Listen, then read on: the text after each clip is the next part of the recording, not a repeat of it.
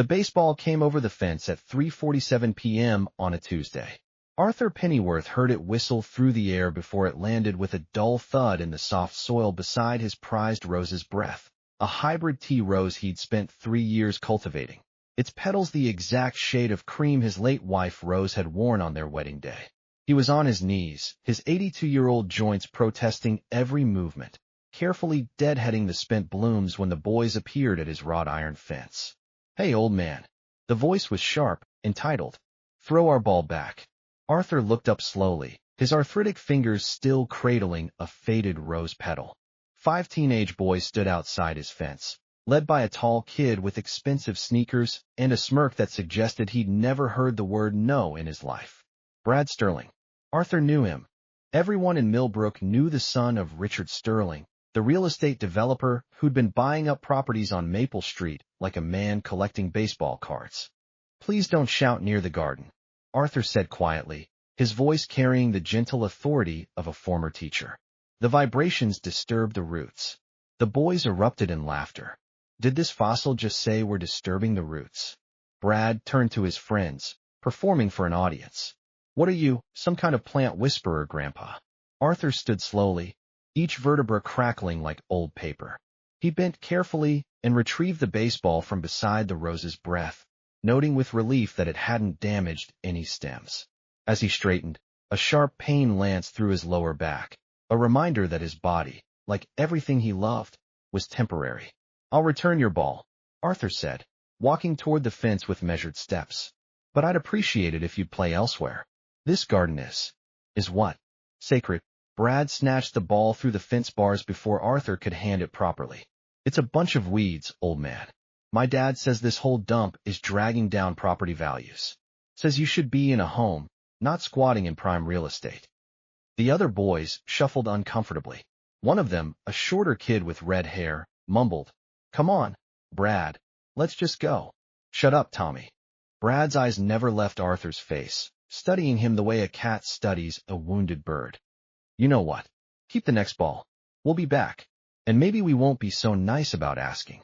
They left, their laughter fading down the street like poison carried on the wind. Arthur stood at the fence for a long moment, his weathered hands gripping the iron bars. Behind him, his garden breathed in the afternoon sun, 2 acres of carefully tended paradise that he and Rose had built over 43 years of marriage. Every plant told a story. The weeping cherry tree marked where they'd scattered the ashes of their stillborn daughter, Margaret. The bed of forget-me-nots commemorated their son, David, who died at 19 in Afghanistan. The memorial garden of white lilies honored Rose herself, who'd slipped away 2 winters ago, leaving Arthur alone with their ghosts and their flowers. He returned to his work, kneeling again beside the rose's breath, but his hands were shaking now, and not just from the Parkinson's tremor that had begun last year. "Rose," he thought, pressing his forehead against the cool earth, "I don't know how much longer I can protect this place." The roses didn't answer. They never did. Richard Sterling arrived 3 days later in a Mercedes that cost more than Arthur's house. Arthur was pruning the climbing hydrangeas when the car pulled into his driveway, an aggressive act, parking there without permission. Through the leaves, he watched Sterling emerge, a man in his 50s wearing a suit that screamed money and a smile that whispered threat. "Mr. Pennyworth." Sterling's voice was honey over razors. "I hope you don't mind me dropping by. I've been meaning to have a chat with you." Arthur set down his pruning shears and walked to the front gate, not opening it. "Mr. Sterling, I believe we've spoken before." "Indeed we have." Sterling gestured at the garden with a sweep of his manicured hand. "And I have to say, you maintain this property remarkably well for a man of your maturity. But that's precisely what I wanted to discuss. I'm not selling." Sterling's smile didn't waver. "Mr. Pennyworth, I don't think you understand the opportunity here. I'm prepared to offer you 3 times the market value. You could move to a wonderful assisted living facility. Spring Meadows just opened. 5-star accommodations, activities, people your own age." "I'm not selling," Arthur repeated, his voice firmer now. "This garden is my home. It's my wife's memorial. It's a liability." The honey was gone now, leaving only the razors. "Your property taxes are 3 months overdue. I've checked. You're living on a fixed income. How long before the county forecloses? At least if you sell to me, You'll have something to show for it. Arthur's hands clenched at his sides. How do you know about my taxes? I make it my business to know. Sterling pulled out his phone, scrolled briefly, then turned the screen toward Arthur. It showed architectural renderings, sleek townhouses, modern and soulless, arranged in neat rows where Arthur's garden currently bloomed. Sterling Heights. Luxury condominiums. Starting at $800,000. I've already bought 6 properties on this street. Yours is the last piece of the puzzle. Then you'll have to find another puzzle, Arthur said quietly. Good day, Mr. Sterling. He turned to walk away, but Sterling's next words stopped him cold. Mr. Pennyworth, I'm trying to be reasonable here. But you should know, codes enforcement has been very interested in some concerns I've raised. Your fence appears to violate setback requirements. That old oak tree might be diseased, could fall on a neighbor's property. And is your septic system really up to current standards? Sterling pocketed his phone. It would be such a shame if the town had to get involved. Legal battles can be so expensive, so exhausting, especially for someone at your stage of life. Arthur turned back slowly, meeting Sterling's eyes. What he saw there chilled him more than any winter frost. The absolute certainty of a man who'd never lost, who couldn't conceive of losing. My answer, Arthur said, his voice steady despite the fear coiling in his chest, is no. Sterling's smile returned, but it was different now. Colder. We'll see about that. The Mercedes backed out of the driveway, leaving tire marks on the gravel path Rose had helped Arthur lay 20 years ago. That night, Arthur sat in his darkened living room, looking out at the garden illuminated by moonlight. The rose's breath glowed silver in the darkness, ethereal and fragile. He thought about Sterling's threats, about Brad's promises to return, about the property tax notice sitting on his desk upstairs. Maybe they're right, he thought. Maybe I am just a foolish old man, trying to hold back the inevitable. But then he remembered Rose's laugh, the way she'd looked at 65, dirt under her fingernails, holding up the first bloom from the rose's breath. Arthur, she'd said, we made something beautiful. Promise me you'll keep it beautiful. He'd promised. Arthur rose from his chair, his joints protesting, and went to bed. He didn't know that 2 streets over, Brad Sterling was texting his friends, planning something that would shatter more than just flower pots. He didn't know that 400 miles north, a phone was about to ring in a roadside bar, carrying news that would change everything. He didn't know that the worst night of his life was exactly 72 hours away. But the garden knew. The garden always knew when storms were coming. The sound of shattering terracotta woke Arthur at 2:17 a.m. For a moment, he lay frozen in his bed, the kind of paralysis that comes from disbelief. Surely he'd imagined it. Surely it was just a dream. Then came the laughter, young and cruel, and the crash of something heavy hitting wood. Arthur's bedroom faced the back garden. He rolled over, his heart hammering against his ribs like a prisoner against bars, and looked out the window. For figures, their faces hidden by hoodies, were destroying his life. One of them wielded a baseball bat, swinging it in wide arcs through the flower beds. Arthur watched, numb with horror, as 40 years of careful cultivation exploded into splinters and soil. The antique planters Rose had inherited from her grandmother, shattered. The trellis supporting the clematis that had bloomed every June since 1987, splintered and torn down. No, Arthur whispered. Then louder, no. He tried to stand, but his legs betrayed him, still sleep-weak and arthritic. He grabbed for his walker, his hands shaking so badly he could barely grip the handles. By the time he reached the window again, one of the Vandals had produced a large bottle, and Arthur's blood turned to ice as he recognized the label. Industrial-strength herbicide. Please. Arthur breathed against the glass, his voice breaking. Please, not the roses. But mercy wasn't on the menu tonight. He watched them spray poison across the memorial garden, across the forget-me-nots, across the weeping cherry tree. One of them, taller than the others, moving with Brad Sterling's distinctive swagger, walked deliberately to the rose's breath. He looked up at Arthur's window, as if he knew he was being watched. Then he ripped the plant from the ground. The sound Arthur made wasn't quite human. It was the sound of something breaking that could never be repaired, the audible snap of a heart cracking clean through. He lurched toward his bedroom door, desperate to stop them, to save something, anything. His walker caught on the carpet edge. Time slowed, the way it does in nightmares. Arthur felt himself falling, felt his hip, already weakened by osteoporosis, slam against the hardwood floor with a crack that might have been wood or might have been bone. Pain exploded through his body, white-hot and all-consuming. From downstairs, he heard the final destruction, the sound of his garden furniture being thrown through the greenhouse windows, of the koi pond being filled with what smelled like bleach, of decades of love being obliterated in minutes. Arthur lay on his bedroom floor, unable to move, barely able to breathe through the pain. With trembling fingers, he managed to pull his cell phone from the nightstand drawer. He dialed 911, gave his address through gasps, then lay back and wept as the sounds of destruction continued below. The police arrived 40 minutes later. By then, the Vandals were long gone, and Arthur's garden was a graveyard. Dawn came reluctantly, as if even the sun was reluctant to illuminate what had been done. Arthur stood, or rather, leaned heavily on his walker, at the edge of what had been his back patio. The EMTs had checked him over, confirmed a badly bruised hip, but nothing broken, and advised him to see his doctor. The police had taken photos, filled out reports, asked questions Arthur answered in a monotone voice that didn't sound like his own. "Do you have security cameras, Mr. Pennyworth?" "No." "Any enemies? Anyone who might want to harm you?" "Where do I even begin?" Arthur thought, but he just shook his head. "We'll do what we can," the younger officer said, and Arthur heard the truth beneath the promise. "Without evidence, there's nothing we can do." Now they were gone, and Arthur was alone with the ruins. The rose's breath lay in the dirt 20 feet from where it had been planted, its roots exposed and dying, its cream-colored petals already browning. Arthur picked it up with hands that wouldn't stop shaking and held it to his chest, not caring that dirt stained his pajamas. Every flower bed was destroyed.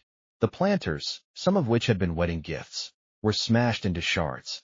The clematis trellis lay in pieces. The koi pond was cloudy with chemicals. He could see the flash of orange beneath the surface and knew his fish were dead or dying. The greenhouse windows gaped like broken teeth. The memorial garden was a muddy wasteland, the white lilies trampled into obscenity. 43 years, gone in less than 20 minutes. Arthur sank to his knees in the mud, still clutching the dying Rose, and sobbed the way he hadn't sobbed since the day Rose died. His shoulders shook. His breath came in ragged gasps. He pressed his face into the dirt Rose had helped him enrich, the soil they'd mixed with compost and hope and love, and he wished, God help him, that he'd died with her 2 years ago. "Mr. Arthur?" The voice was small, tentative. Arthur looked up through tears to see Emma Chun, the 7-year-old from next door, standing at his fence. Her mother, Lisa, stood behind her, one hand on Emma's shoulder, her face stricken with sympathy and horror. They hurt your garden," Emma whispered, and her own eyes filled with tears. She'd spent countless afternoons in Arthur's garden, learning the names of flowers, helping him water, listening to stories about Rose. "Yes, sweetheart," Arthur managed. "They did." Lisa pulled out her phone, and Arthur heard the click of a camera shutter. "Mr. Arthur, I'm so sorry. This is monstrous. Do you mind if I post this? Maybe someone saw something or knows something. Social media can be. Do what you need to do," Arthur said dully.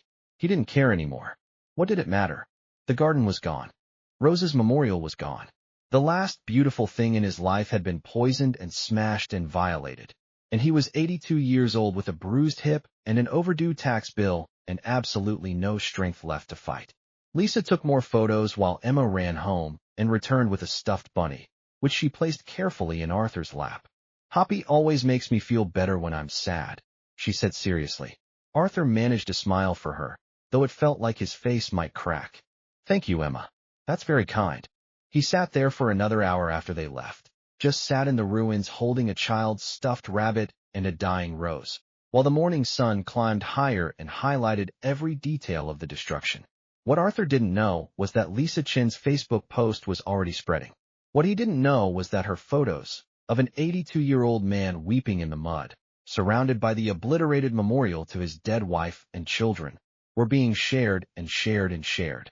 What he didn't know was that 400 miles north, in a roadside bar outside Pittsburgh, a phone was buzzing on a scarred wooden table, and a man the size of a small mountain was picking it up.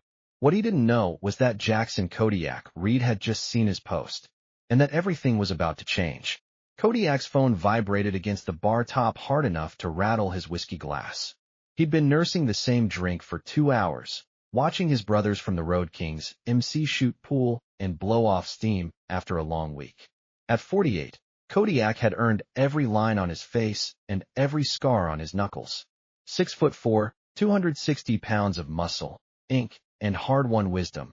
He looked like the kind of man mothers warned their daughters about. He was also the kind of man who remembered every kindness he'd ever been shown. The notification was from Marco Chains Rodriguez, one of his oldest brothers. Just a shared Facebook post with 3 words. "Boss, look at this." Kodiak opened it and felt something in his chest go very still. The old man in the photos was thinner than Kodiak remembered, his hair completely white now instead of salt and pepper. But the gentle eyes were the same. The careful hands were the same. And the garden, destroyed now, but visible in the background of older photos on the man's page, was unmistakable. Arthur Pennyworth. Kodiak was 28 years old again, broken down on I-76 with a blown engine and $11 to his name, wondering if he'd have to abandon his dead father's motorcycle on the shoulder and hitchhike back to Pittsburgh. Then this old man had pulled over in a pickup truck, taken one look at the Harley, and said, "I might be able to help with that." Arthur had towed Kodiak's bike to his house, spent 6 hours in his garage teaching Kodiak how to rebuild the engine, refused any payment, and fed him dinner. When Kodiak had tried to thank him, Arthur had just smiled and said, "Someone helped me once when I needed it. That's what we do, son. We help each other." That someone had been Arthur's grandfather, apparently, back in the Depression, when a stranger had given him work and a meal when he was starving. Kodiak had tried to stay in touch, but life had gotten complicated. Prison, rebuilding the MC, wars with rival clubs. He'd sent Arthur a Christmas card every year, never sure if the old man even remembered him. Now Arthur's garden, the thing Kodiak had spent those 6 hours looking at through the garage window, the thing Arthur had talked about with such obvious love, was destroyed. Kodiak read the post caption again. Someone destroyed an 82-year-old widower's memorial garden last night. This was his life's work, dedicated to his late wife and their children who died. Arthur Pennyworth is the kindest man I know. Whoever did this should be ashamed. The post had been shared 40,000 times in 3 hours. Kodiak stood up, the movement sudden enough that the entire bar went quiet. Every Road King turned to look at their president, reading the shift in his energy the way sailors read the sky before a storm. "We got a problem?" Chains asked, setting down his pool cue. "No," Kodiak said quietly, his voice carrying the weight of absolute certainty. "We got a mission." 20 minutes later, the entire Pittsburgh chapter of the Road Kings MC was assembled in the bar's back room. 30 men, ranging in age from 23 to 67, all wearing the club's colors. A crowned skull atop a motorcycle, with the words Road Kings above and Respect the Ride below. Kodiak had called in every favor, activated the phone tree, pulled in every chapter within a day's ride. The North Jersey Boys, the Philadelphia Crew, the Baltimore chapter, the Midwest Riders, even the Ohio Nomads who usually ran solo. 20 years ago, Kodiak began, his voice filling the room without rising. "I was nobody. Broke, angry, stupid. I had a bike that was more rust than metal and a future that looked about the same.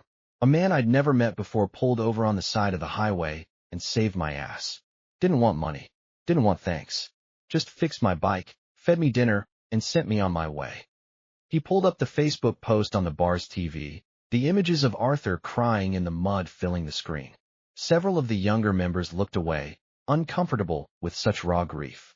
That man is Arthur Pennyworth. He's 82 years old. 3 nights ago, some pieces of shit destroyed his garden, a memorial to his dead wife and kids. Cops can't do anything. The man's alone. He's hurting. Kodiak let the silence stretch, let them all stare at the photos of the destroyed garden. "So here's what we're doing. We're going to Millbrook, New Jersey. We're going to rebuild that garden, better than it was. And we're going to make damn sure nobody ever touches it again." "How many we bringing?" asked Tommy Wrench O'Brien, the club's sergeant-at-arms. Kodiak smiled, and there was something predatory in it. "All of us. I've made calls. We're looking at 200 bikes, maybe more. Every chapter, every member who can ride. We're going to roll into that town like the goddamn tide, and we're going to show them what happens when you fuck with one of ours." "One of ours?" Marco raised an eyebrow. Boss, no disrespect, but the old man ain't a road king. He is now, Kodiak said flatly. Emergency vote. All in favor of inducting Arthur Pennyworth as an honorary road king, say aye. The ayes shook the rafters. We leave tomorrow at dawn, Kodiak continued. But we ain't bringing weapons. We're bringing shovels, soil, plants, tools. I want a supply truck with everything we need to rebuild a garden. I want landscapers, anyone who knows plants. I want builders for a new greenhouse. I want tech guys to install security that could guard Fort Knox. He paused, his eyes sweeping across his assembled brothers. This ain't about revenge. This is about showing an old man that the world ain't all shit. That somebody gives a damn. That his kindness 20 years ago mattered. Understood. Understood, they chorused. Good. Wrench, you're on logistics. Chains, you coordinate with the other chapters. Tiny. He looked at their 320-pound enforcer. You're on plant detail. Find out what flowers mean what grows in New Jersey, all that shit. Tiny, whose knuckles bore the scars of 100-bar fights, blinked. You want me to learn about flowers, boss? You got a problem with flowers? No, sir. Tiny pulled out his phone. On it. The meeting broke up into organized chaos, men making calls, checking bikes, planning routes. Kodiak stood apart, looking at Arthur's photo on the TV screen, remembering the patient way the old man had taught him to time an engine, the simple grace of the meal they'd shared, the kindness that had expected nothing in return. You saved me once, Kodiak thought. Now it's my turn. His phone buzzed. Another message from Marco. Supply trucks being loaded. Got a guy in Jersey who grows heirloom roses. Says he can get us a rose's breath, whatever that is. Kodiak smiled. That's exactly what it is, brother. That's exactly what it is. Outside, the sound of motorcycles starting echoed into the night, a mechanical symphony of purpose. 200 engines, 200 hearts, all beating toward the same destination. Millbrook, New Jersey, had no idea what was coming, but they were about to find out. Arthur woke to the sound of his doorbell and immediately wished he hadn't. 3 days had passed since the vandalism. 3 days of staring at the ruins, of ignoring calls from concerned neighbors, of seriously considering Richard Sterling's offer. The bottle of sleeping pills in his bathroom cabinet had started to look less like medicine and more like escape. He shuffled to the door in his bathrobe, not caring how he looked. Probably another reporter wanting a sob story, or maybe Sterling himself, ready to twist the knife. Instead, he found Emma Chun holding a drawing. I made you this, she said solemnly, handing him a crayon picture of a garden with flowers labeled in 7-year-old handwriting. Roses, DAYS, MR, Arthur's garden. Arthur's throat tightened. It's beautiful, sweetheart. Thank you. Mama says people on the computer are sending money to help fix your garden. Emma continued. She says over $100,000. Arthur blinked. What? Lisa Chen appeared behind her daughter, holding her phone. It's true, Mr. Arthur. The GoFundMe went viral. People from all over the country are donating. They want to help rebuild. But Arthur just felt tired. Money couldn't bring back 43 years of growth. Money couldn't resurrect the rose's breath that Rose had planted with her own hands. Money couldn't fill the hole in his chest. That's very kind, he managed. But I think I'm just going to sell. Mr. Sterling made me an offer, and I think it's time to accept that I can't. The ground began to shake. It was subtle at first, like a heavy truck passing by. But it grew stronger, a rhythmic rumbling that made the windows rattle and Emma grab her mother's hand in confusion. Is it an earthquake? Lisa asked, looking around nervously. Then they heard it, the deep, primal thunder of motorcycle engines. Not one or two, but many, dozens, hundreds. Arthur hobbled to the front of his property, Emma and Lisa following. Neighbors emerged from houses up and down Maple Street, drawn by the impossible sound. The rumbling grew louder, deeper, until it seemed to vibrate in their bones. Then they appeared around the corner. 200 motorcycles, rolling in perfect formation, chrome flashing in the morning sun like dragon scales. Harley-Davidsons, Indians, Triumphs, a mechanical army that filled the street from curb to curb. The riders wore leather and denim, their faces hidden by helmets or bandanas, and across their backs, the Road Kings. Behind the motorcycles came 3 massive trucks, the kind used for moving entire households, packed with what looked like landscaping equipment and supplies. The neighborhood froze in shock. Arthur heard someone gasp, heard a car door lock, heard a mother call her children inside. The motorcycles filled 4 blocks, parking with military precision, their engines creating a wall of sound that made conversation impossible. Then, as if choreographed, they all shut off their engines. The silence that followed was almost more intimidating than the noise. From the lead bike, a man dismounted. He was enormous, at least 6'4", with shoulders like a bull and arms that strained the leather of his jacket. Scars ran across his knuckles and up his neck, disappearing into a beard that was more gray than black. He removed his helmet, revealing a face that looked like it had been carved from granite and then broken a few times. He walked directly toward Arthur, his boots heavy on the pavement, and Arthur felt his pulse quicken with something between terror and wonder. The giant stopped 3 feet away and looked down at Arthur with eyes that were surprisingly gentle. Arthur Pennyworth. His voice was a bass rumble, like rocks tumbling in a barrel. Why, yes, Arthur managed. The giant smiled, transforming his face from threatening to almost boyish. Do you remember an '88 Sportster? Blown head gasket, outside Pittsburgh, about 20 years back? Arthur's mind reeled backward, sorting through decades of memories. A young man, barely more than a boy, with desperate eyes and a broken motorcycle. A long afternoon in the garage, teaching him timing and torque. Dinner, a handshake, a promise to pay it forward. Jackson, Arthur whispered. Most people call me Kodiak now. The giant's smile widened. But yeah, it's me, and I'm here to pay back that favor. The transformation began before Arthur could fully process what was happening. Kodiak turned and made a single gesture, a raised fist, then pointing at the devastated garden. Like a machine switching on, 200 men dismounted their bikes and moved with purpose that suggested military training or long practice working as a unit. The truck's rear doors opened, and Arthur's jaw dropped. It wasn't just shovels and basic tools. It was a garden center's entire inventory. Pallets of premium organic soil, each bag stamped with certification labels. Dozens of saplings wrapped in burlap, their species marked on wooden tags: Japanese maple, dogwood, weeping cherry. Flats of flowers in every color: roses, hydrangeas, lilies, forget-me-nots. A disassembled greenhouse made of cedar and glass. Wrought iron fencing sections. Stone for pathways. A small excavator on a trailer. Industrial-grade security equipment in black cases marked with company logos. How did you? Arthur's voice failed him. We got a network, Kodiak said simply. Brothers all over the country. Some of them own landscaping companies, some work in nurseries, some just know people. We made calls. They made donations. Plus, that GoFundMe money, we're the ones who started it. Figured you'd need more than just labor. A man the size of a refrigerator approached, holding a clipboard.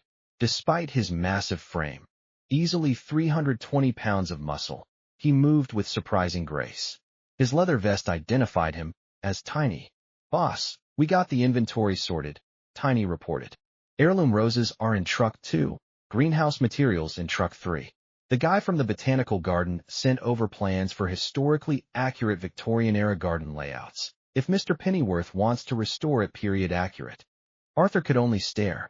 This mountain of a man was discussing Victorian garden layouts. Also, Tiny continued, consulting his clipboard with scholarly seriousness. I researched memorial garden symbolism. Forget-me-nots for remembrance, white lilies for purity and resurrection, roses for love. I got some other suggestions if you want to add symbolism for specific. Tiny studies horticulture in his spare time. Kodiak explained at Arthur's bewildered expression. Man's got a degree in botany. Environmental science, Tiny corrected modestly. Botany was just my minor. A woman in her 30s, wearing Road King's colors and carrying an iPad, joined them. Mr. Pennyworth, I'm Sarah Doc Morrison. I'm a landscape architect when I'm not writing. I took the liberty of pulling up satellite imagery of your property from before the vandalism. I can use that to help reconstruct the original layout, or we can design something new if you prefer. Arthur looked from Sarah to Tiny to Kodiak to the 200 men, now unloading supplies with practiced efficiency. Half of them had already changed into work clothes. A man with a graying ponytail was testing the soil pH. 3 heavily tattooed men were arguing, gently, about the proper depth for planting roses. I don't understand, Arthur said weakly. Why would you all do this? Kodiak placed a hand on Arthur's shoulder, and despite the size difference, the gesture was infinitely gentle. Because 20 years ago, you helped a stupid kid who had nothing and nobody. You didn't have to. You just did it because it was the right thing to do. Well, turns out that stupid kid built a family. He gestured at the assembled riders. These are my brothers, my sisters, my family, and we take care of our own. As of 3 days ago, you became one of us. So we're here to take care of you. But I'm not a biker, Arthur protested. You're a road king, Kodiak interrupted firmly. Honorary member, voted in unanimous. Which means what's ours is yours, and what's yours is ours. This garden, it's family property now, and we protect family. Emma Chun had crept closer during this exchange, her eyes wide with wonder. One of the bikers, a woman with purple streaks in her hair, noticed her and smiled. You like motorcycles, kid? Emma nodded shyly. Want to sit on mine? I'll make sure you don't fall. Lisa started to object, but the woman was already carefully lifting Emma onto the bike's seat, showing her the controls, explaining everything in a patient, educational tone. Arthur watched his young friend's face light up with joy, and something in his chest cracked, but this time, it wasn't breaking. It was opening. Okay, Kodiak called out, his voice carrying over the assembled crowd. Let's go over the plan. Team 1, you're on demolition and cleanup. Get all the damaged plant material cleared, sort what's salvageable. Team 2, you're excavating for the new pond. And yes, we're making it bigger, with a proper filtration system this time. Team 3, greenhouse reconstruction. Team 4, fencing and security installation. Team 5, you're with Tiny on planting. He paused, looking over his troops. We got maybe 10 hours of good daylight. I want this garden not just restored but improved by sunset. We're building something that'll last another 50 years. We're building something beautiful. We're building something that shows every asshole in this town that you don't fuck with beauty. You don't fuck with love. And you sure as hell don't fuck with a road king's garden. Understood. Understood. The chorus shook the street. Then let's ride. What happened next was something Arthur would remember for the rest of his life. 200 bikers, men and women who looked like they'd be more at home in a bar fight than a flower bed, descended on his devastated garden with the focused intensity of a military operation. But instead of weapons, they carried shovels. Instead of violence, they brought creation. The man with the ponytail, introduced as Professor because he taught high school chemistry before retiring, carefully cataloged every surviving plant, marking them with stakes so they could be properly relocated. A trio of younger members operated the excavator with surgical precision, digging out the contaminated soil from the koi pond, while others mixed neutralizing compounds to treat the herbicide damage. Tiny directed the planting teams with the authority of a battlefield general, consulting his tablet where he'd apparently created a comprehensive database of every plant species, its symbolic meaning, and its optimal growing conditions. Arthur watched in amazement as this 300-pound enforcer knelt in the dirt, showing another biker, whose neck tattoo read, Born to Raise Hell. The correct way to handle a delicate rose root ball. Like this, demon. See, you gotta respect the lateral roots. They're how she breathes, man. You crush those, she'll never thrive. Demon, who had probably broken bones with those hands, nodded seriously and adjusted his grip with infinite care. The greenhouse team worked with equal precision, assembling the cedar frame with joints that would have made a master carpenter proud. Sarah, the landscape architect, directed them, simultaneously managing 3 other projects via headset, her iPad showing complex CAD drawings that updated in real time as the garden took shape. Doc, a silver-haired man in his 60s who introduced himself as a former Army medic, appointed himself Arthur's personal guardian, bringing him a chair, water, and periodic updates. Your pond's gonna be 30% bigger, he explained, with a UV filtration system and a bog filter made from native plants. We're stocking it with koi from a brother's fish farm. He's donating 20 of his show-quality stock. We're talking fish that cost $500 each. That's too much, Arthur protested weakly. Nah, his daughter died of leukemia 5 years ago. When he heard this was a memorial garden, he called Kodiak personally. Said he wanted to contribute something beautiful to honor your kids and your wife. Doc smiled gently. Everyone's got their own reasons for being here, Arthur. Let them help. Let them be part of something good. Arthur nodded, unable to speak around the lump in his throat. By noon, the transformation was already visible. The destroyed beds had been cleared, the soil tested and amended, new pathways laid out with precision string lines. The pond was a clean hole in the ground, its liner being installed by men who discussed water gardening with the enthusiasm of poets discussing verse. Lunch arrived via 3 more trucks, donated by a barbecue restaurant 2 states over whose owner was also a road king. The smell of pulled pork and brisket filled the street. The bikers ate in shifts, some continuing to work while others sat on curbs and grass, trading jokes and stories. Arthur found himself surrounded by people wanting to hear about Rose, about his children, about the original garden. He told them about Margaret, stillborn but never forgotten. About David, who'd loved the weeping cherry tree and climbed it every summer until he enlisted. About Rose, who'd spent 43 years making beauty with him. They listened with respect that bordered on reverence. These rough men and women who'd lived hard lives. Several had tears in their eyes. One woman, Granite, built like her nickname, pulled out a worn photo of her own daughter, also gone too young. "I'm planting some of these flowers for Emma," she said quietly. "If that's okay with you. Just seems right, having more than one memorial here." "Of course," Arthur said, and meant it. The afternoon wore on. The garden began to take shape, not a replica of what had been lost, but something new, something that honored the past while embracing the future.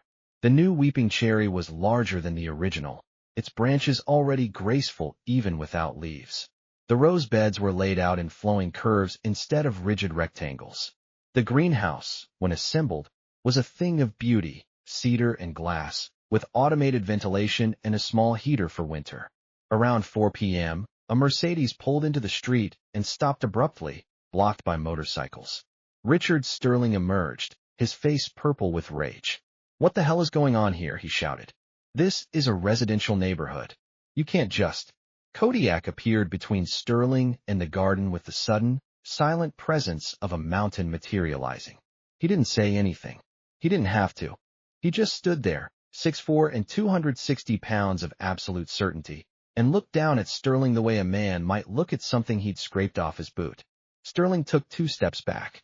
"I'm calling the police," Sterling stammered, pulling out his phone. "Good idea," Kodiak said mildly. "Tell them we're doing volunteer landscaping. Tell them we've got all the proper permits. Doc, show him the permits." Doc appeared with a folder thick with official-looking documents, all properly filed and stamped. Sarah had handled it that morning. "Tell them," Kodiak continued, his voice never rising but somehow filling the air like thunder, "that 200 citizens are donating their time and money to help an elderly man rebuild after a crime was committed against him. I'm sure they'll be real interested in that, especially since the investigation into who destroyed this garden is still ongoing." He leaned in slightly, and Sterling actually whimpered. "And while you're at it, maybe mention that several of my brothers here are very interested in local real estate practices. Funny thing about bikers, some of us got law degrees. Some of us know exactly what constitutes illegal intimidation of seniors. Some of us are real curious about how you knew Mr. Pennyworth's tax situation." Sterling's phone slipped from his hand. He caught it fumblingly, backed away, got in his Mercedes, and drove off without another word. Kodiak watched him go, then turned back to the garden and called out, "How we doing on those roses, Tiny?" "Looking good, boss. Found the perfect spot for the new rose's breath. Gonna get morning sun and afternoon shade, optimal drainage, everything the original had plus better wind protection. Outstanding. Let's get her planted before we lose the light." The work continued as the sun began its descent. The new koi pond, complete with a waterfall made from local stone, began to fill with clean water. The bog filter, planted with native irises and pickerel weed, looked like it had been there for years. The fencing went up, wrought iron, beautiful and strong, with decorative elements that Rose would have loved. And then, just as the sun touched the horizon, Tiny called everyone to gather. In the center of the rebuilt memorial garden, in the exact spot where the original had grown, he held a plant wrapped in burlap. Carefully, reverently, he unwrapped it. The rose's breath was perfect. Cream-colored petals, healthy green leaves, a root ball that spoke of years of expert care. The grower had donated his finest specimen, one he'd been cultivating for a show. "Mr. Pennyworth, Tiny said, offering the plant to Arthur. Would you like to plant her yourself? We'll help. But, seems like this one should be yours. Arthur took the rose with shaking hands. Kodiak and Tiny helped him kneel in the prepared soil, supported him as he lowered the plant into place, guided his hands as he patted the earth around it. For Rose, Arthur whispered. For Margaret and David. For everyone who loved and was loved. Amen, someone said, and it was echoed by 200 voices. They watered it together, biker and botanist, muscle and memory, creating something that would outlive them all. The police arrived just as the security team was installing cameras. 2 squad cars rolled up, lights flashing, and out stepped Police Chief Marcus Bradley and his younger partner, Officer Tim Santos. Bradley had been chief for 15 years, had seen everything Millbrook had to offer, and was consequently very hard to impress. But 200 bikers in his town had managed it. Who's in charge here? Bradley called out, his hand not on his weapon but noticeably close. Kodiak walked over, pulling off his work gloves. That'd be me. Jackson Reed, president of the Road Kings MC. We're doing volunteer landscaping. Everything's legal and permitted. Bradley's eyes swept over the transformed garden, the trucks, the disciplined work crews, and the sheer number of motorcycles. Yeah, I got a call about that. Also got a call from Richard Sterling complaining about harassment and intimidation. Really, Kodiak's expression was pure innocence. That's funny, because all I did was stand there. If he felt intimidated by my existence, sounds like a him problem. Despite himself, Bradley's mouth twitched. He'd dealt with Sterling before, knew the developer's tactics. Mind telling me what 200 bikers are doing in my town? Helping an old man rebuild his garden after it was vandalized, Kodiak said simply. You want to arrest us for gardening, Chief? Let me see those permits. Sarah materialized with her folder. Bradley examined each document. Property owner permission, assembly permits, noise ordinances, everything properly filed and stamped. He looked at Sarah with newfound respect. You do this yourself? I'm a landscape architect. I know my way around City Hall, Sarah said. Bradley handed back the permits and walked over to examine the garden more closely. He'd seen the photos of the destruction everyone in town had. Now he saw raised beds rebuilt better than before, a koi pond with professional filtration, a greenhouse that belonged in a magazine. Arthur sat in a chair by the new Rose's breath, looking 20 years younger than he had 3 days ago, surrounded by bikers who were showing him photos of the fish that would arrive tomorrow. Mr. Pennyworth, Bradley called. This all okay with you? More than okay, Chief, Arthur said, his voice stronger than it had been in months. These people are their family. Bradley nodded slowly, then turned back to Kodiak. Okay, here's the situation. I got no problem with what you're doing. But I got residents complaining about the noise, the bikes, the presence of, quote, a gang. We're a motorcycle club, Kodiak corrected mildly. There's a difference. I know the difference. I also know you boys usually keep to yourselves, stay out of trouble in my town. But this is a lot of you, and I got citizens nervous. So I need your word that you're here for the garden, and only the garden.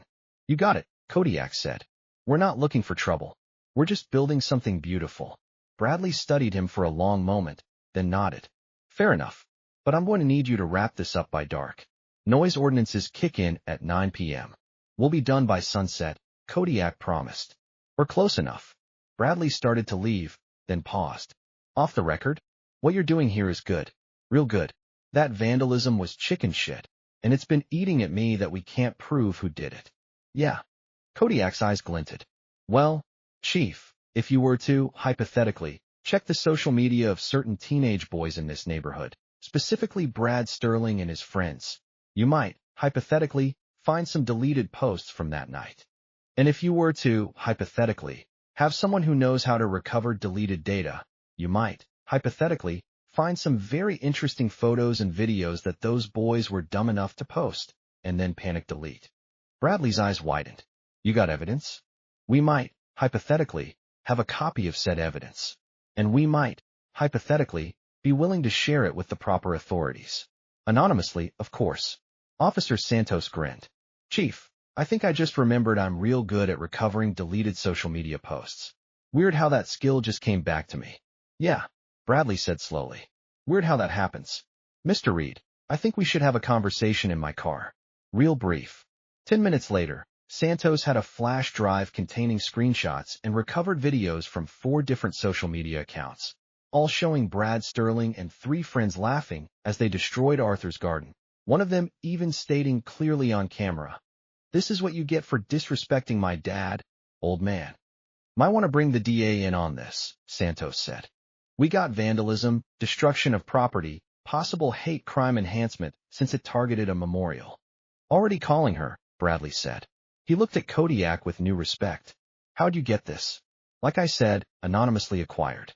But it's all recoverable from their own devices if you get warrants." "Oh, we'll get warrants." Bradley allowed himself a small smile. "We'll get lots of warrants." As the police drove away, Kodiak returned to the garden to find his security team putting the finishing touches on a camera system that could rival Fort Knox. Motion sensors, night vision, infrared, direct feed to both Arthur's phone and the Road King's security network.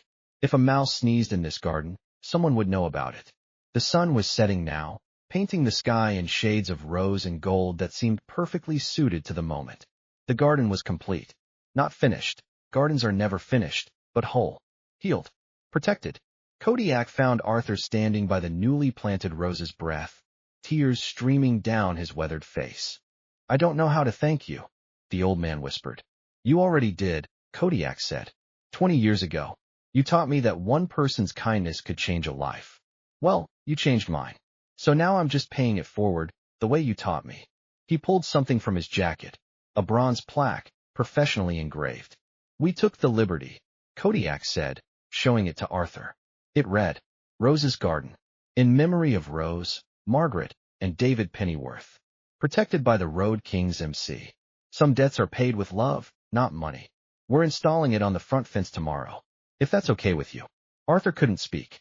He just nodded and pulled Kodiak into a hug. This elderly botanist and the giant biker, 2 people connected by an act of kindness that had rippled across 20 years and 200 miles. Around them, the Road Kings were packing up, cleaning tools, loading trucks. But they were also planting final touches, solar lights along the pathways, a bird bath that Granite had been carrying in her saddlebag, wind chimes that Doc had brought because Rose would have liked them. By the time the last motorcycle rumbled to life, Rose's garden was more than restored. It was reborn. And 2 blocks away, in his expensive house, Brad Sterling watched from his window as the bikers departed and felt fear coil in his stomach as he saw the police car pull into his driveway. The reckoning was coming. But in Rose's garden, there was only peace. The work continued through the next day, though on a smaller scale. Kodiak had left 20 volunteers behind, specialists who wanted to ensure every detail was perfect. They arrived at dawn with the donated koi, each fish a work of living art. Arthur watched as they were carefully acclimated and released into the new pond, their orange and white bodies flashing like jewels in the clear water. Tiny remained behind too, along with Professor and Sarah, to give Arthur a crash course in maintaining the upgraded garden. They sat in the new cedar gazebo, installed overnight by a crew who'd stayed late, while Tiny walked Arthur through a binder thick with care instructions, plant lists, and seasonal maintenance schedules. "This is the automated irrigation system," Tiny explained, showing Arthur the app on a tablet.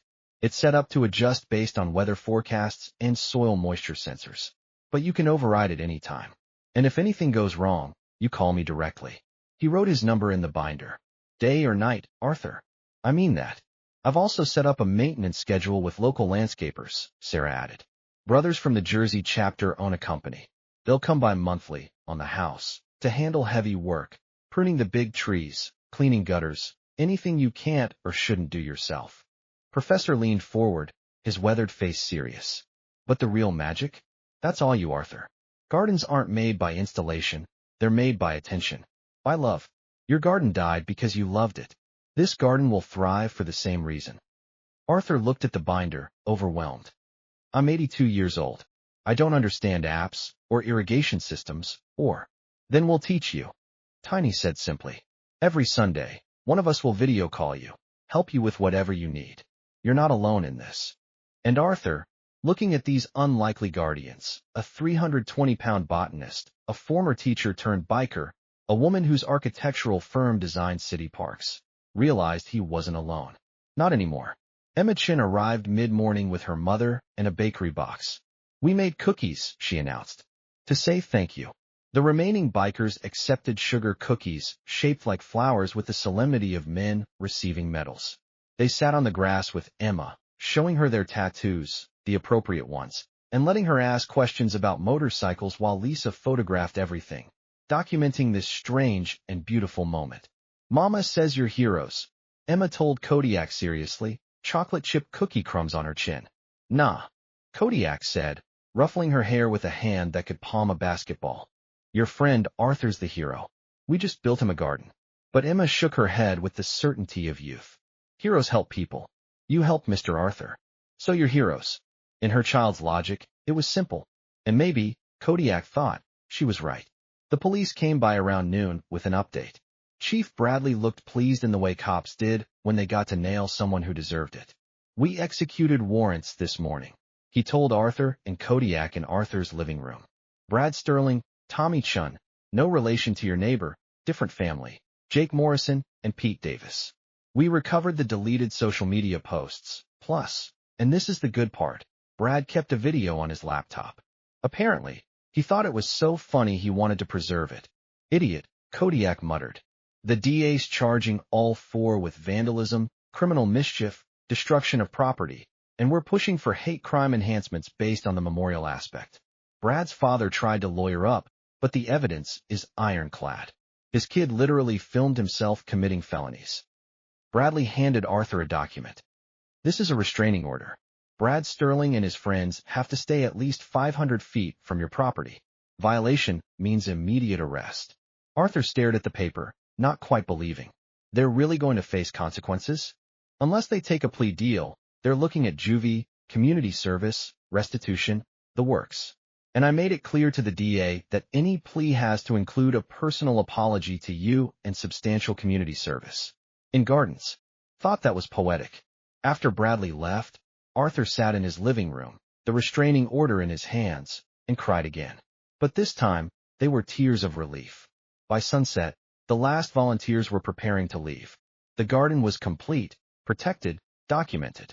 Sarah had given Arthur a leather-bound album containing photos of the entire restoration process, from the devastation to the rebirth. Granite had planted a small memorial rose for her daughter in a corner of the garden, with Arthur's permission and blessing. The Road Kings gathered one last time in Rose's garden, standing among the flowers they'd planted, the paths they'd laid, the beauty they'd created from ruin. Kodiak raised his phone and took a photo of the assembled group with Arthur at the center, the old man dwarfed by bikers, but glowing with joy. "This photo's going on the clubhouse wall," Kodiak announced. "Right next to the picture of Arthur fixing my bike 20 years ago. So every Road King who comes after us remembers. This is who we are. This is what we do. We pay debts. We protect beauty. We stand for people who can't stand for themselves."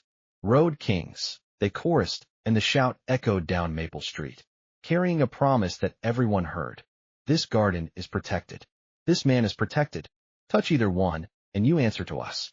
As the motorcycles rumbled to life for the final time, Emma ran out of her house and pressed something into Arthur's hand, a drawing of him surrounded by bikers and flowers, with "My Hero Mr. Arthur" written in crayon at the top. Arthur watched them leave, 200 engines fading into the distance, and felt something he hadn't felt since Rose died: hope. Brad Sterling's arrest happened at school.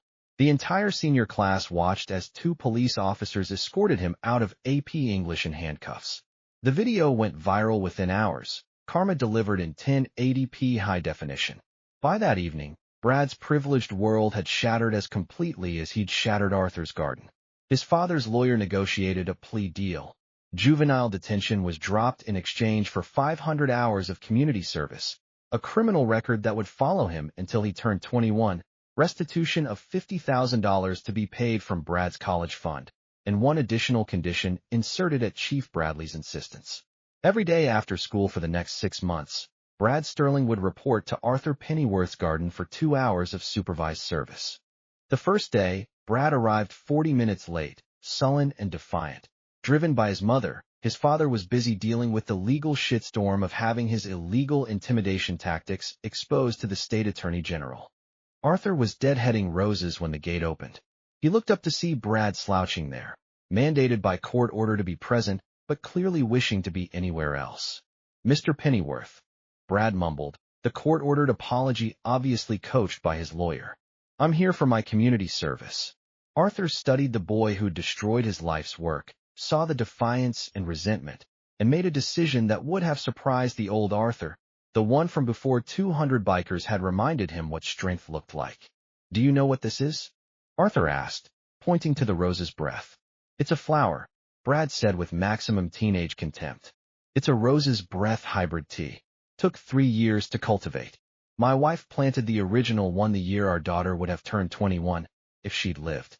Every time I looked at it, I saw Rose's hands in the soil, heard her voice telling me about beauty and memory and love." Arthur's voice was quiet but firm. "You destroyed that. You can't bring it back. But you can learn what it means to create instead of destroy." He handed Brad a pair of work gloves. "Start by weeding the memorial bed. I'll show you how to tell weeds from flowers." For the first week, Brad did the bare minimum, pulling weeds with obvious resentment, checking his watch every 5 minutes, treating the work like the punishment it was intended to be. But Arthur was patient. He'd taught botany for 30 years before retiring. He knew how to reach resistant students. He started sharing stories as they worked. About Rose, and how she'd loved watching things grow. About his children, and the specific flowers that honored them. About the symbolism of gardens, how they were metaphors for life, requiring patience and care and the acceptance that some things would die so others could thrive. Brad didn't respond at first, but he listened. In the second week, something shifted. Brad arrived on time, without prompting. When Arthur showed him how to properly stake a young tomato plant, they'd started a vegetable garden in one corner. Brad asked a question. "Why do you have to tie it loose like that?" "Because if you tie it too tight, you strangle it as it grows," Arthur explained. "You're providing support, not control. The plant has to have room to strengthen itself." Brad was quiet for a long moment. Then, "My dad never gave me room to strengthen myself." Arthur looked at the boy, really looked at him, and saw past the entitled exterior to the damage underneath. Brad Sterling was 17, raised by a father who measured success in dollars and dominance, who taught his son that weakness was contemptible and kindness was for losers. "Your father is wrong about a lot of things," Arthur said carefully. "But you don't have to be. The transformation didn't happen overnight." Brad had bad days. Days when the resentment came back, when he showed up angry about the criminal record or the college fund depletion, or simply the unfairness of facing consequences for his actions. But the garden was patient. Gardens always are. Arthur taught him about soil composition and photosynthesis, about pest management and companion planting, about how beauty required work but rewarded attention. They planted bulbs that wouldn't bloom until spring, an act of faith in a future Brad couldn't yet see. And slowly, almost imperceptibly, Brad started to care. He began arriving early, staying late without being asked. He researched plants on his own, showing up with questions about disease resistance and growth patterns. He started taking photos of the flowers, posting them on his Instagram, now scrubbed of all the toxic content that had gotten him arrested, with captions about growth and change. One afternoon in his 3rd month, Brad was carefully transplanting seedlings when he suddenly said, "I'm sorry." Arthur looked up from his weeding. "What? I'm sorry." "For real, not the court-ordered bullshit I said that first day. I'm sorry for destroying your garden. For hurting you. For being a spoiled asshole who thought destroying something beautiful made me powerful." Brad's hands shook as he handled the delicate seedling. "I didn't understand that creation is harder than destruction. That making something takes strength, but destroying it just takes cruelty." Arthur sat back on his heels, studying the boy who'd become something like an apprentice. "I forgive you, Brad. I forgave you weeks ago. The question is, can you forgive yourself?" Brad shook his head. "I don't know if I deserve." "Deserve has nothing to do with it," Arthur interrupted gently. "Gardens don't care what you deserve. They care what you do. You plant seeds, you water them, you tend them, and they grow. Not because you earned it, but because that's what seeds do when given the chance." He placed a weathered hand on Brad's shoulder. "You're being given a chance. What you grow from it is up to you." By the end of 6 months, Brad Sterling had completed his 500 hours and earned something more valuable, a recommendation letter from Arthur Pennyworth that helped him get into the agricultural program at Rutgers. On his last day of court-ordered service, Brad arrived with his mother and something wrapped in burlap. "I propagated a cutting from the rose's breath," he told Arthur, his voice thick with emotion. "I've been growing it in my room. I wanted you to have it. As a thank you for teaching me." Arthur accepted the plant, noting the healthy root system, the careful attention to detail. "You did good work here. I learned from the best." Brad hesitated, then pulled out his phone. "Also, remember how I said I was going into pre-law because my dad wanted me to? I talked to the counselor. I'm switching to horticulture. Gonna study landscape design." Arthur smiled, the expression lighting up his weathered face. "Your father must be thrilled." "My father hasn't spoken to me in 3 months. He says I've embarrassed him." Brad's voice was steady, though. "But I think I'm okay with that. I'd rather make gardens than destroy them. I'd rather be like you than like him." They shook hands, mentor and student, victim and perpetrator, two people who'd found redemption in a garden. After Brad left, Arthur stood among his flowers and thought about justice. Real justice wasn't just punishment, though Brad had certainly been punished.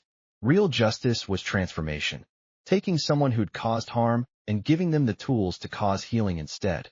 Tiny would have called it the nitrogen cycle, Arthur thought with amusement. Taking something broken down and decayed, composting it into something that could nourish new growth. He'd planted a seed in Brad Sterling. What grew from it remained to be seen. But he was hopeful. Gardens taught you to be hopeful. Spring came to Rose's garden like a symphony.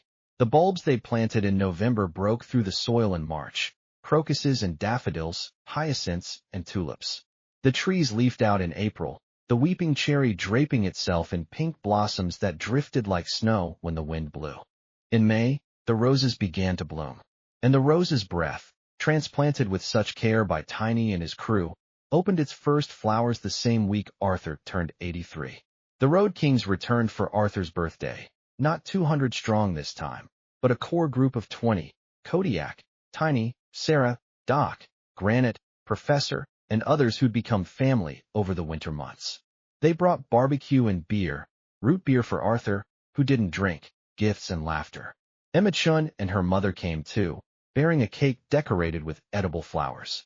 Neighbors Arthur barely knew showed up, drawn by the transformation of the grumpy old man who'd become the heart of Maple Street. Even Chief Bradley stopped by, off-duty and smiling. "Just wanted to see how the most protected garden in New Jersey was doing," he said, shaking Arthur's hand. As the sun began to set, Kodiak stood on the new gazebo steps and called for attention. "Last year," he began, his voice carrying across the garden, "we came here because an old man's memorial had been destroyed, and because I owed that old man a debt I could never fully repay. We built a garden, but we built more than that. We built a community. We built friendships.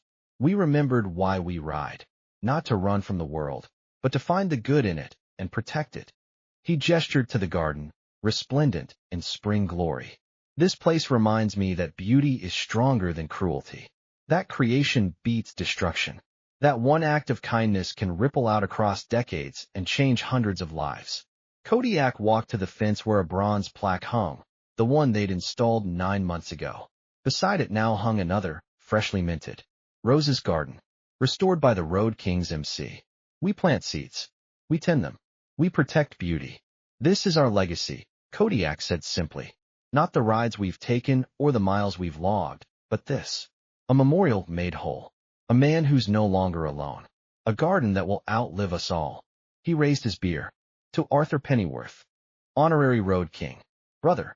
Friend. T.O. Arthur," the chorus rang out. Arthur stood, supported by his walker but stronger than he'd been in years, and wiped tears from his eyes. "Thank you," he said, his voice breaking. "All of you. For giving me back not just my garden, but my life. For showing me that family isn't just blood. It's showing up. It's caring. It's planting roses in the dirt and protecting them from storms." He paused, looking around at the assembled group, bikers and neighbors, young and old, people brought together by an act of destruction that had led to so much creation. "Rose used to say that gardens were proof of hope," Arthur continued. "That anyone who plants a seed they might not live to see bloom is an optimist. Well, I'm an optimist again.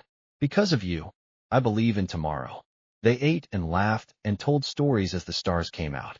Emma showed everyone the flower identification app she'd downloaded, correctly naming every species in the garden. Brad texted Arthur a photo of his first college acceptance letter with a message. Got into Rutgers horticulture program. You were right. I'm growing something better. As the party wound down and guests began to leave, Tiny pulled Arthur aside. There's one more thing, he said quietly. Come with me. He led Arthur to the far corner of the garden, where the memorial section honored Rose, Margaret, and David. Among the white lilies and forget-me-nots, Tiny had planted something new, a small tree, barely 3 feet tall, with delicate white blossoms. It's a dogwood, Tiny explained. The kind your wife loved, according to your neighbor Lisa. But this is a special variety, Rose's Blush, named after its color, and, well, I thought the name was fitting. He handed Arthur a small brass plate to be mounted at the tree's base, in memory of Rose Pennyworth, who taught us that beauty grows where love is planted. Arthur traced the letters with shaking fingers, unable to speak around the emotion clogging his throat. Every spring, Tiny said softly, it'll bloom white with pink edges. Thought Rose would like that. She would love it, Arthur managed. She would love all of this. Thank you, Tiny. Thank you all. They stood in the gathering darkness, the biker and the botanist, looking at a tree that would outlive them both, a living memorial to a woman who taught an old man about beauty and a young man about kindness, and whose legacy now extended to people she'd never met. We're going to keep coming back, Tiny said. Not just for maintenance, but just to visit. You're stuck with us now, Arthur. I can think of worse fates, Arthur said, smiling through tears. 1 year later, Rose's garden had become a legend. People came from 3 states away to see it. The memorial garden rebuilt by bikers, the symbol of how destruction could be transformed into beauty. Garden clubs made pilgrimages. Schools brought students to learn about plants and also about community, resilience, and unlikely heroes. Arthur gave tours 3 days a week, telling the story to anyone who would listen. He'd gained weight, his doctor noting approvingly that he'd stopped declining and started thriving. The loneliness that had nearly killed him was gone, replaced by a full social calendar that would have exhausted a man half his age. The road kings came by monthly, always finding some excuse, checking the security system, upgrading the irrigation, planting seasonal flowers. But really, they came because Arthur was family and family visits. Brad Sterling graduated high school and started at Rutgers, double majoring in horticulture and landscape design. He spent his summers interning with Sarah's firm and his weekends volunteering in Arthur's garden. The angry, entitled boy was gone, replaced by a young man who understood that real strength came from creation, not destruction. Richard Sterling's real estate empire imploded after the investigation into his strong-arm tactics expanded to reveal years of zoning violations, illegal intimidation, and bribery. He was facing federal charges. Brad had legally changed his name to Brad Williams, taking his mother's maiden name. She'd divorced Richard, bought a small house in Millbrook, and started a non-profit helping elderly homeowners with yard maintenance. Emma Chun, now 9, could identify 147 different plant species and had decided she wanted to be a botanist like Mr. Arthur. She'd started her own garden in her backyard, consulting with Arthur weekly on what to plant and how to care for it. On a Sunday afternoon in late summer, Arthur sat in his gazebo, sipping lemonade and watching the koi drift through the pond like living jewels. The rose's breath was in full bloom, its cream petals perfect against the green foliage. The dogwood had grown another foot, its branches reaching toward the sun. A familiar rumble announced visitors. But this time, only 6 motorcycles pulled into the street, Kodiak, Tiny, and a few others, just stopping by. Brought you something, Kodiak said, pulling a worn photo from his jacket. It showed a young man, barely 28, grinning beside a repaired Harley while an only slightly younger Arthur stood beside him, holding a socket wrench. Found it in my dad's old stuff, Kodiak explained. Turns out he took a picture that day. Thought you might want a copy. Arthur held the photo carefully, looking at the man he'd been. Still grieving David then, Rose still healthy, the future unknown. He'd helped a stranger because it was the right thing to do, never imagining that 20 years later, that stranger would save him. Thank you, Arthur said. For this. For everything. Nah. Kodiak said, sitting beside him. Thank you. You taught me that one person's kindness could change the world. Well, you changed mine. And through you, we changed Brad's. And through this garden, we're changing everyone who visits and learns that beauty is worth protecting.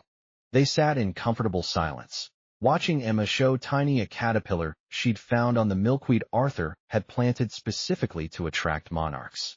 Brad texted a photo of his first garden design project, a memorial garden for a veteran center, clearly inspired by Arthur's. You know what I realized? Arthur said quietly. This garden was never really about roses or flowers or plants. It was about connection. Rose understood that. She always said gardens were how we connect to the earth, to each other, to the people we've lost. He gestured at the memorial section. Margaret and David never got to live full lives. Rose is gone. But through this garden, through all of you, they're still here. Still part of something beautiful. Still teaching people about love. Kodiak nodded slowly. My dad used to say that we're all just links in a chain. We're connected to everyone who helped us, and everyone we help. You're a link in my chain, Arthur. A strong one. And you're one in mine, Arthur replied. A whole damn length of chain, actually. 200 links worth. They laughed, the sound carrying across the garden where flowers bloomed and water burbled and life continued its patient, beautiful work.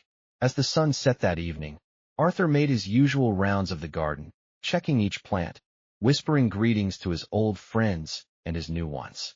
He stopped at the rose's breath, touched its petals gently, and said what he said every evening. Good night, Rose. I kept my promise. I kept it beautiful. The rose didn't answer, of course. Roses never did.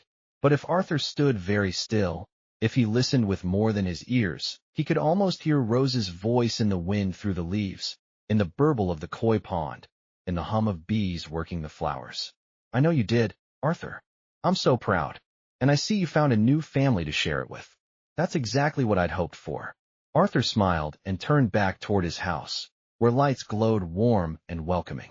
Tomorrow, the Road Kings were bringing some of the younger members to learn about garden maintenance. Next week, a high school environmental club was visiting.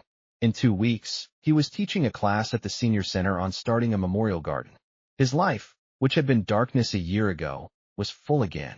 Not because the pain of loss had disappeared, it never would, but because that pain had been transformed, composted into something that could nourish new growth.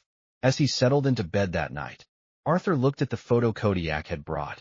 Young Arthur and young Jackson, connected by a moment of kindness that had rippled across decades to save them both. He thought about Rose, about his children, about the 200 bikers who descended like avenging angels armed with shovels instead of swords. He thought about Brad, transformed from destroyer to creator. About Emma, learning to love growing things. About the thousands of people who'd visited the garden and left changed, softened, reminded that beauty was worth fighting for. Some debts are paid with love, not money, the plaque on his fence read. But the truth, Arthur had learned, was simpler. Love wasn't payment for a debt. Love was the seed. Everything else, the garden, the friendships, the transformation, the healing, was what grew when you planted it in good soil and tended it with care. He fell asleep in his bed, surrounded by photos of his family both old and new, while outside, Rose's garden breathed in the darkness, protected by cameras and iron and the fierce devotion of 200 riders who'd learned that the strongest chains weren't made of steel. They were made of seeds and soil and showing up and giving a damn. They were made of roses and redemption. They were made of love.